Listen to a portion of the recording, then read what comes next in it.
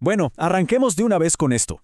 Fíjense que hay programas de televisión que, desde el momento de su concepción, parecieran haber nacido exclusivamente para fracasar. Es como si estuvieran programados desde el inicio para desaparecer, ignorados olímpicamente por las grandes cadenas y abandonados por los anunciantes. Pero de vez en cuando ocurre un milagro absoluto en la industria, donde la audiencia toma las riendas y cambia la historia por completo. En nuestro análisis de hoy vamos a desglosar la fascinante trayectoria de un proyecto que fue condenado desde el día 1, pero que desafió absolutamente todas las probabilidades para convertirse en una obra maestra indiscutible. Imagínense por un segundo el nivel de estrés y presión alrededor de esta producción. Los altos ejecutivos simplemente lo odiaban. Los anunciantes, leían los guiones y salían corriendo en la dirección contraria. Ante este panorama de rechazo total, el destino de este proyecto quedó flotando en el aire, dependiendo única y exclusivamente de la reacción de los espectadores. Literalmente nadie en las oficinas corporativas apostaba un solo centavo a su favor. Sección 1. La televisión de los 50 y ese negocio brutal. Para entender por qué este programa fue casi un milagro, tenemos que viajar en el tiempo a ese ecosistema de los años 50 y 60. Era un entorno corporativo súper estéril, hipercontrolado y brutalmente enfocado en las ventas. En ese entonces, las cadenas no buscaban hacer arte, ¿saben? Buscaban un vehículo seguro para atraer a las marcas. El comercio dictaba absolutamente todo lo que salía al aire. Y claro, ahí es donde viene el choque. Una desconexión masiva entre dos mundos que son como el agua y el aceite. Por un lado, las corporaciones querían lo de siempre. Marcas ultraseguras, familias sonrientes cero problemáticas y finales de manual. Pero, por otro lado, tenemos la visión de su creador, Rod Serling, que proponía algo radicalmente distinto, crítica social durísima, dimensiones alternativas y finales ambiguos que te dejaban pensando. En ese entorno tan conservador, proponer algo así era, básicamente, cometer un suicidio comercial. Y vaya que costó entrar. De hecho, la cadena CBS rechazó el episodio piloto no una, sino 2 veces. Y esto antes de finalmente darle luz verde, casi a regañadientes. Esto nos muestra el tamaño de la fricción con este gigante desde el primer minuto. Serling tuvo que empujar contra la corriente, aguantar rechazos y defender su visión a muerte solo para lograr poner un pie en la puerta. Sección 2. Rod Serling y los sensores. Porque es clave entender quién era la mente maestra detrás de todo esto. Rod Serling no era el típico escritor de Hollywood buscando fama. Era un veterano de guerra, alguien que había vivido el mundo real, que cargaba con una rabia genuina por las injusticias y que tenía algo súper urgente que decir. Ya había escrito dramas muy aclamados, pero siempre se topaba con un muro. La industria no quería escuchar sobre los problemas reales de la gente. Él lo tenía clarísimo, y alguna vez dijo, la censura es la más peligrosa de todas las formas de control. Y esta frase es como el ancla de toda su frustración. Cada vez que intentaba tocar temas densos como el racismo, los horrores de la guerra o la corrupción, los censores y los anunciantes lo cortaban de raíz. Estaba atrapado en un sistema que lo asfixiaba. Pero, irónicamente, esa misma asfixia fue lo que detonó su genialidad.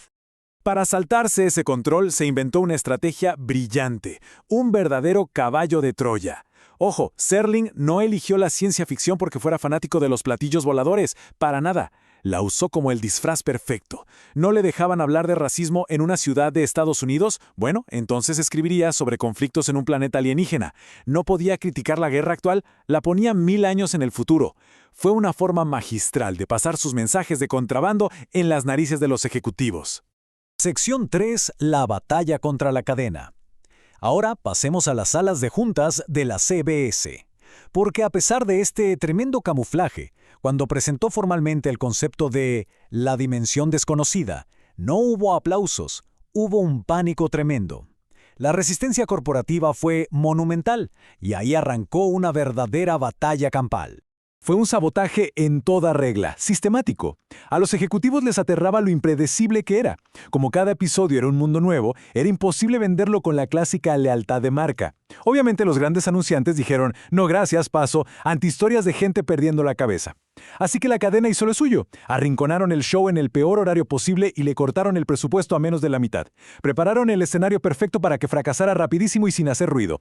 Sección 4. El inesperado triunfo de la audiencia. Pero llegamos al 2 de octubre de 1959, el día del estreno. Y aquí la historia da un giro loquísimo, pasando de una crónica de supervivencia a una victoria épica. El show salió al aire y empezó a pasar algo que absolutamente ningún ejecutivo vio venir.